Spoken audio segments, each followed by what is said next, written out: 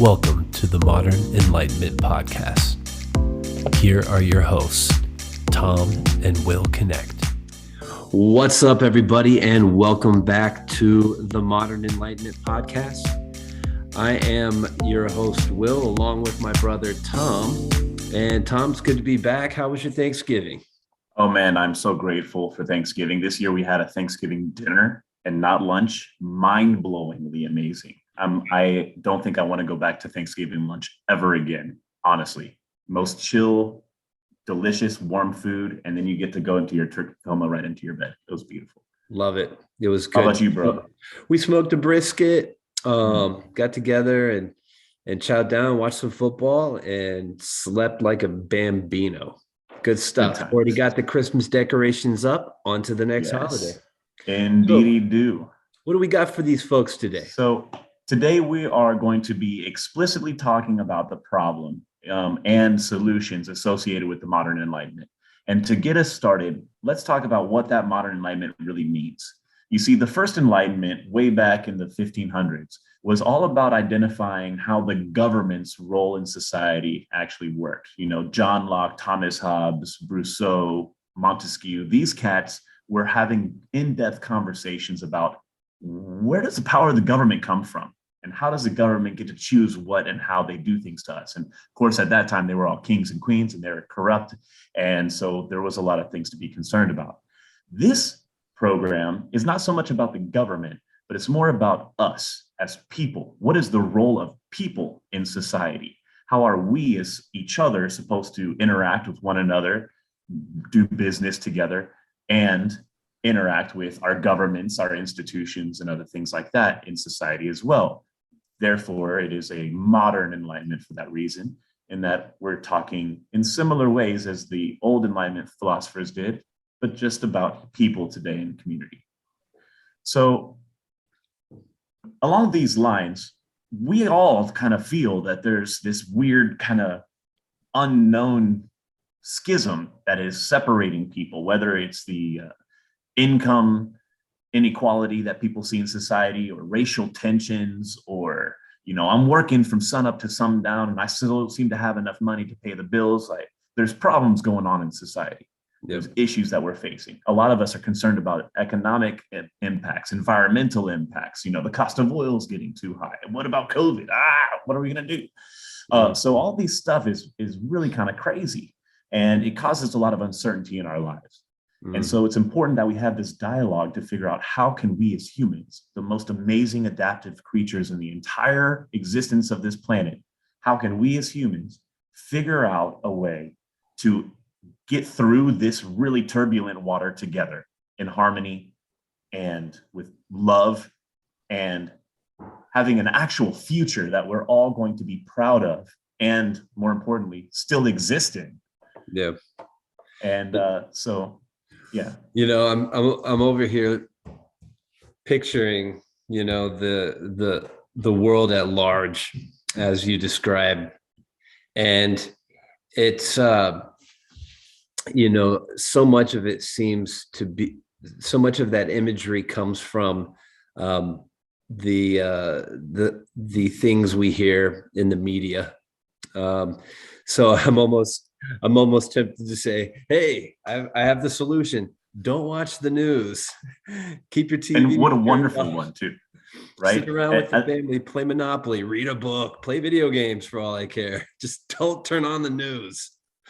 And what is that too, right? Like, what is it about the news that seems to only give us that bad information? It's why we try to share good news on this show. And I think, you know, the media has a responsibility.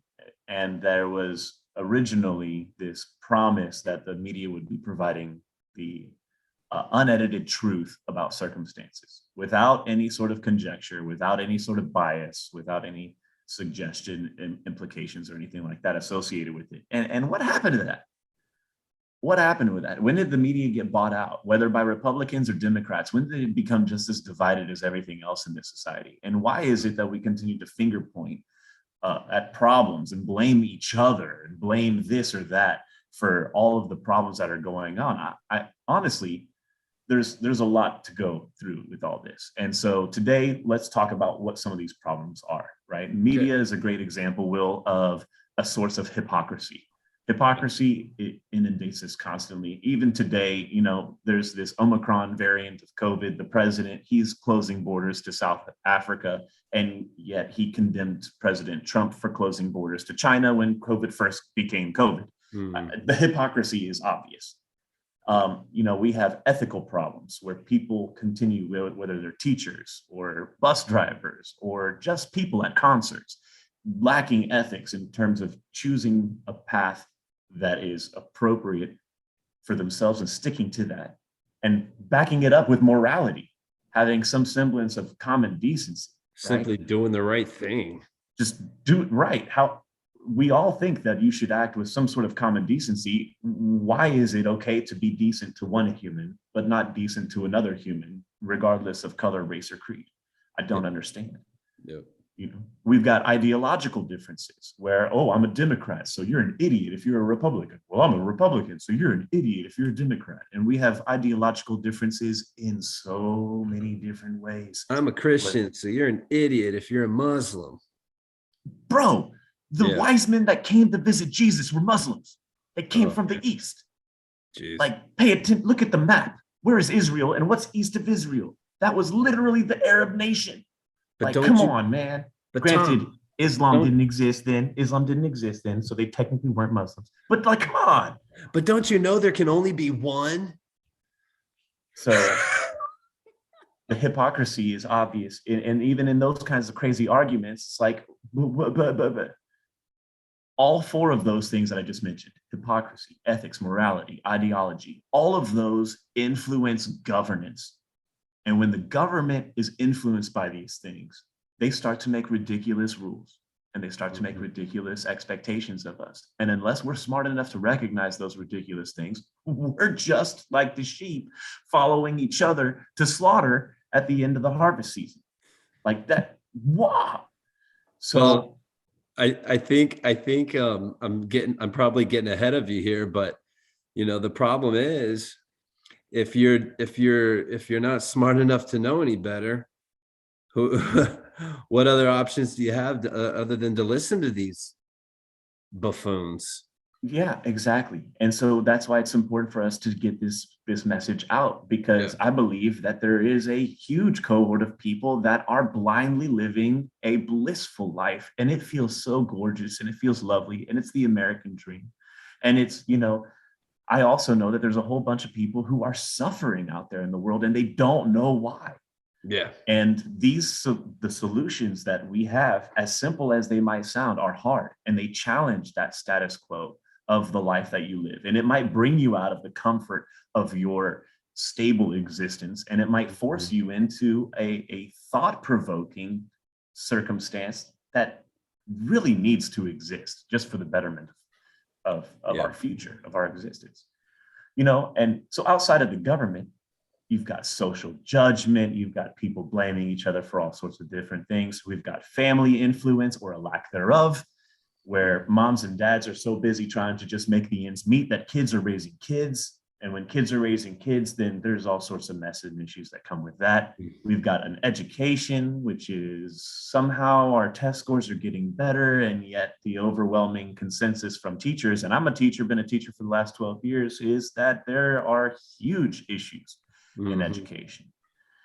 Greed and selfishness, it all boils down to.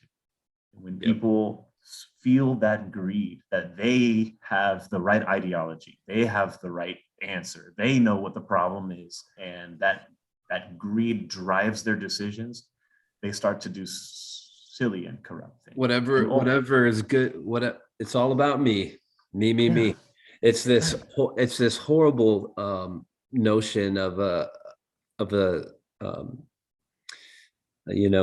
zero-sum game where there's always somebody who's taken, and it's always at somebody else's expense. So you've got this zero-sum game. What we're trying to propose here is a positive-sum game, where when we all give, well, guess what? We all win. We all get to win. Yeah. We all get to win together. When many hands make for light work, right? You got it. So that's what we're trying to get to here, is a positive sum game. And so, Will, it's all of this, it feels so negative. All of those things feel so negative when you think about the fact that they might be missing. Concepts like ethics and morality should be a part of everyone's core being. And I believe if you ask any person, and we plan to ask many people, what type of, ethical things drive your life, what type of morality, concepts do you live by? I think that you'll see that everyone has some semblance of moral ethics. And the question then becomes, do you live by them? Mm-hmm. Do you actually follow them? Or do you choose to remain ignorant? Do you choose to just live in your own little bubble and say, no, I'm doing my own thing. I'm living my comfortable life. So let me continue to indulge in this comfort. And let me not go and seek the truth. Let me not go and find out, how I can actually do something of substance or of value. Yep. And let me just trust whatever I hear from the media, from the news, from my friend, from my teacher. Let me just trust my teacher. Y'all, you should not trust your teachers. I'm a teacher. You shouldn't trust what I say. I want you to go and look for yourself. I want you to go and get educated, do some research, ask people, talk to your spiritual leaders, talk to as many different people about this stuff as you can. Get involved. That's what matters most. Will, I just wonder if you, of all these things, which one do you think is the easiest to fix? Out of all the problems. Yeah, of all these problems, which is the easiest one to fix, do you think? Ooh, man.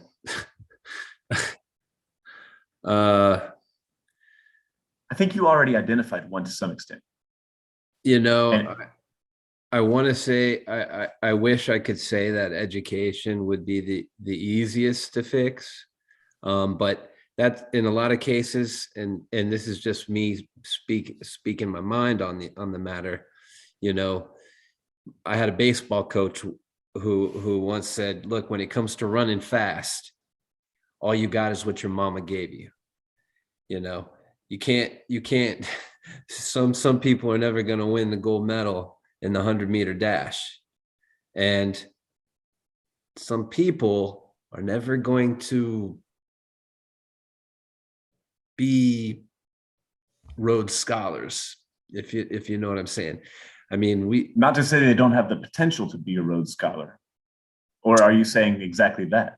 I'm saying exactly that. I'm saying that the overwhelming obstacle for say a person whose genetics,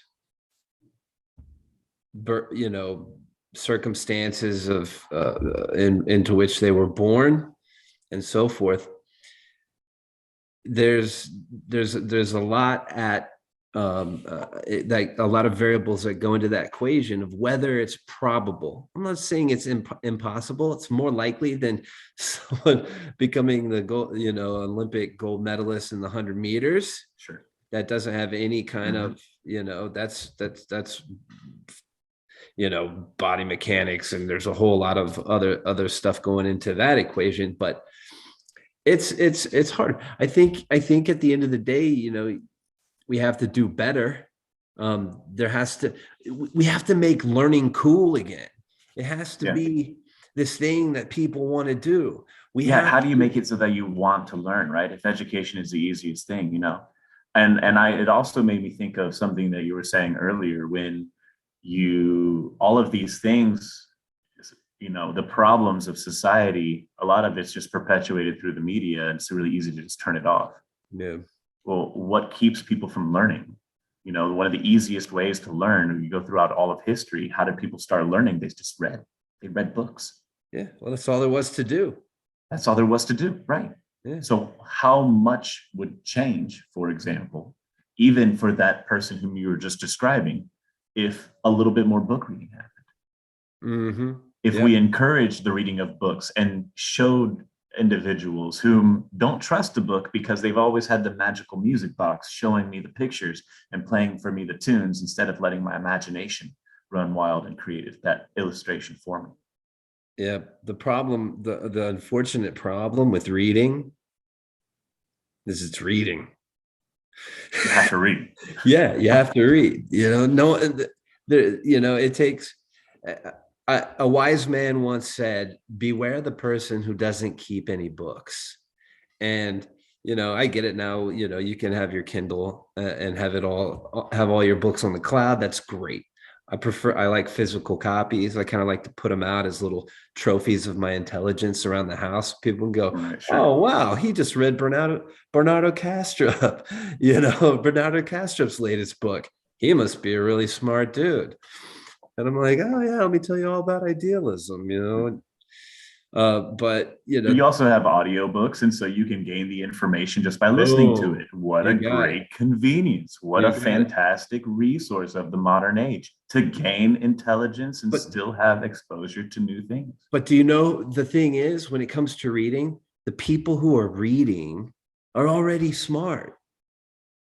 They're already like intellectual minded individuals that take great pride in being well read and learned individuals. So it's like you Mhm. have to incentivize people to read.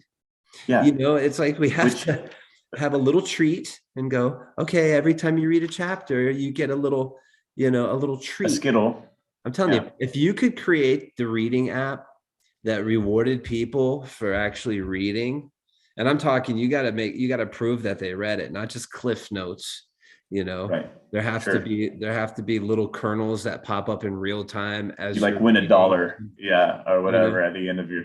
that Yeah. you have a chance at, say, a big lottery prize, or and if you and dude, whoever invents that app, let's Give us some credit. Yeah. we're gonna take we're gonna take this to the next stage. It's gonna be like Kindle, but when you're reading, boom, you see the little something comes up that you have to take note of, and then there's a test at the end or whatever. Boom, you potentially, if people had some kind of But incentive, Will, though, this is the imagine. hard part about it all. This is the hard part. You have to incentivize something that should be selfless.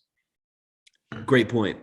You have to. Why do you have to provide the incentive? That just feeds into the problem of greed and selfishness, where I'm only going to do it if it benefits me somehow in a material gain.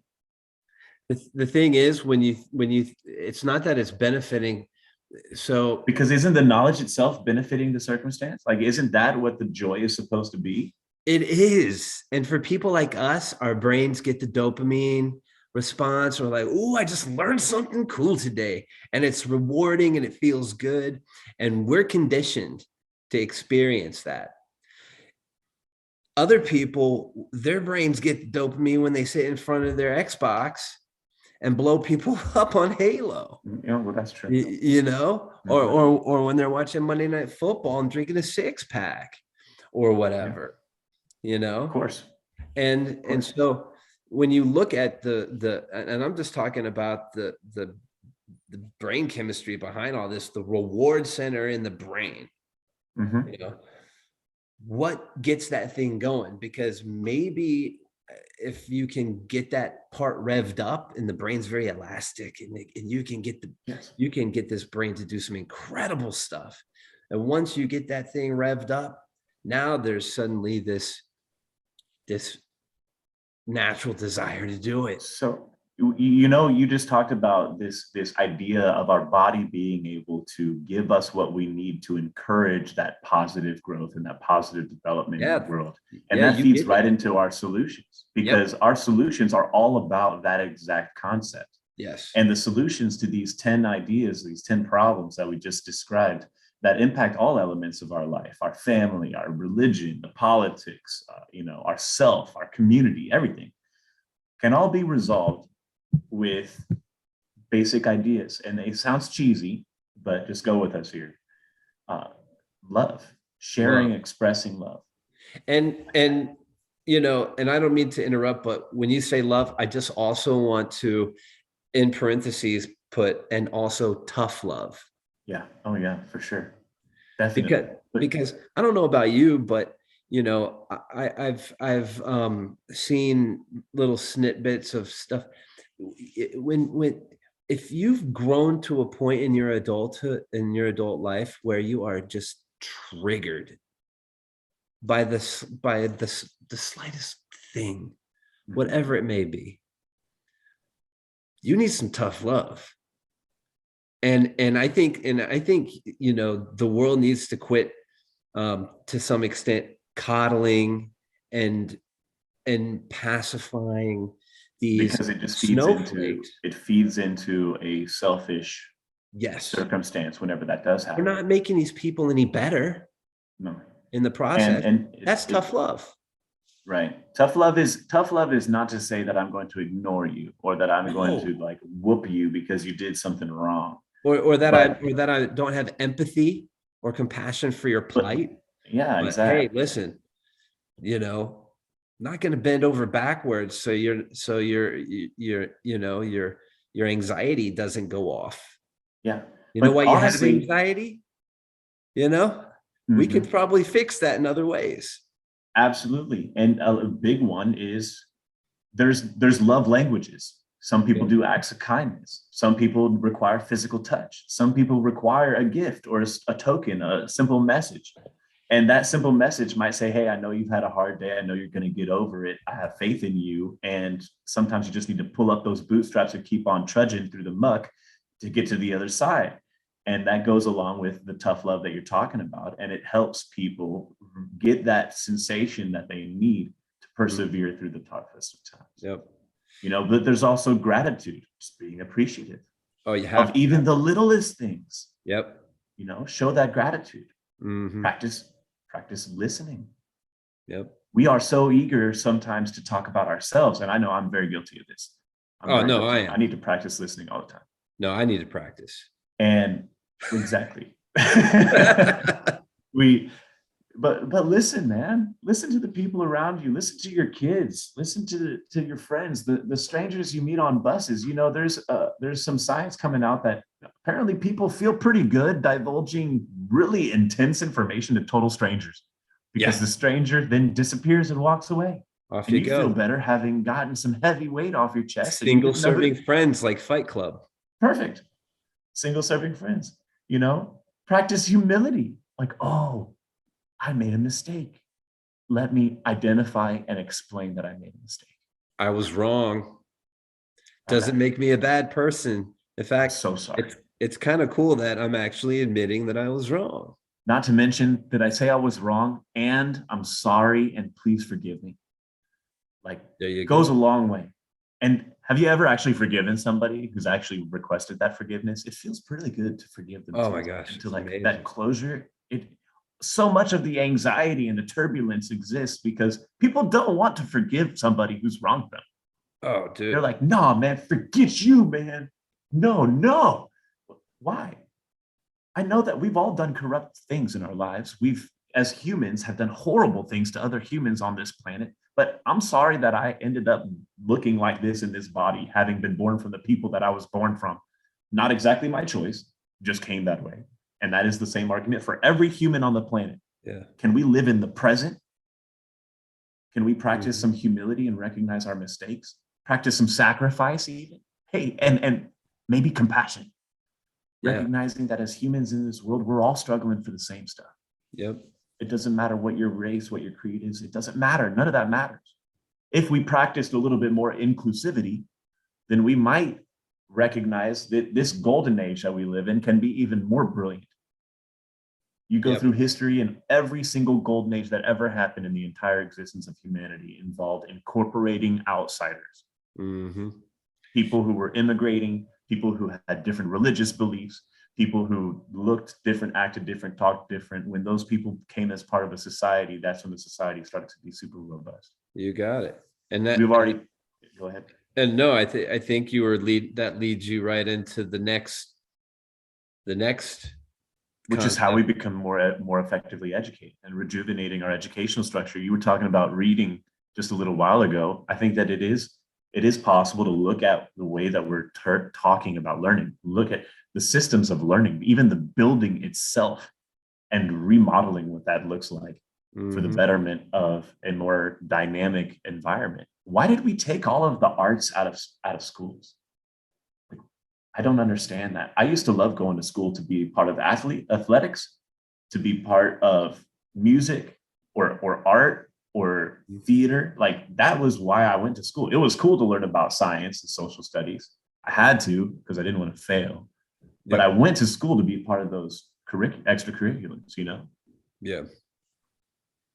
The last couple things, you know, community. And when you have that inclusivity and when you have compromise and when you have sacrifice, our community can be so robust. We don't have to rely on people across the world for stuff. We don't have to rely on other parts of the nation either. And finally, the last solution to all the problems is rebuilding the family. The importance of family. Ever since the Industrial Revolution, families have been broken and split apart, parents working day and night just to make bucks, and kids first working in the coal mines and the factories themselves, then shipped off to daycare at, you know, my own daughter, 6 weeks old, was in daycare just so I could go back to work, so my wife could go back to work, so we could continue to pay our mortgage, you know? And I trust very much the school that I pay a lot of money for my daughter to go into as her early childcare, because that's what I felt like I needed to do to help set her up for success. Yeah. But in the end, it's not the same kind of relationship as a family unit. Yeah. Sharing compassion, sharing that love, you know, and we talked about people struggling with some of those issues in their own life. Like, where does that come from first? Well, why do families break up these days? Yeah, Goes back to the stuff in our list. it goes back to the problems. Yep. Yeah. And if we practice these solutions, if we practice love, gratitude, listening, humility, sacrifice, if we practice these things, then I believe it's very, very almost common sense to recognize how much this can have a huge ripple effect, not only in your mental health, in your physical health, but in the communal health, in the greater United States. You know, if you create policies that recognize these kinds of things instead of selfish policies as government leaders, then we can make huge changes in this world. And that's what this modern enlightenment is about. That's what this is about. Yep. Yep. Yeah, absolutely. And I think what people, I was so surprised myself. There perhaps in another episode, I know we're running low on time, some of the things we have to, I think, talk about and propose that will make the solutions easier to incorporate into life. Start with, how do we optimize ourselves so that we can be better people? And when you start to put the right things in your body, take care of yourself the right way, and do things that are important for your mental health and your physical health and your well-being, it becomes so much easier to live the way you're supposed to be good for others and the people around you.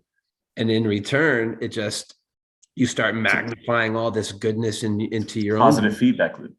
it just becomes this, you got it, this really incredible positive feedback loop. So I think maybe that's a teaser of some things that we can talk about in next episode or future episodes. Absolutely. I know this is kind of a high level overview. So what can our listeners expect from us in the next episode, maybe? So in this next episode, I think that it's appropriate for us to look at some of these ideas in a little bit more detail. You know, we have a lot to go through. We can be talking about religion, community, family, education, ourselves. But I think it's most important that we first talk about family, because we all are born into a family. And so in our next episode, we'll be discussing the role of the mom, the dad, the husband, the wife. If you're not even in a standard, you know, family, if you have a mixed family, or if you have all sorts of whatever's going on in your situation, we all have a role. And kids have a role just as much as the moms, the dads, the grandparents, and uncles and cousins have roles. And so I think we'll go into a little bit more like what that family life can look like and some benefits to practicing these solutions in order to overcome the problems that may exist in the family life. Again, all to identify how can we as people be a more effective member of the community in which we live. I like that. I like that. We're going to chip away at making the world a better place, one episode at a time, my brother. Yep. And we would really appreciate y'all joining us. Again, as always, please message us. We're on Facebook, we're on Twitter, we're on Instagram, we're on all the places. And can I get a bump? Oh, boom. Love you, bro. Love you, man. Yeah, find us, The Modern Enlightenment. Glad you're with us. Thanks so much, guys, and we'll catch you on the flip side.